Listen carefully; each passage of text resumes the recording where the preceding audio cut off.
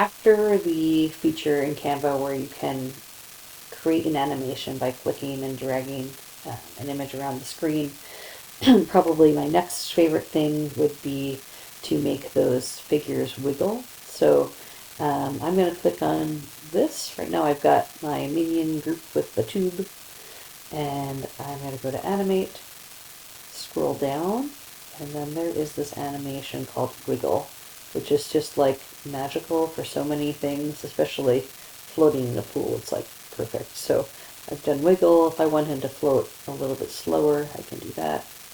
And then it really is going to look like that minion is floating. I'm going to click on my cat also, and I still have my animate tab open. Down at the bottom, select wiggle, and slow it down also. And now, let's look at what we have when we press present. Now we've got a cat and a minion just leisurely floating on their pool floats in the water.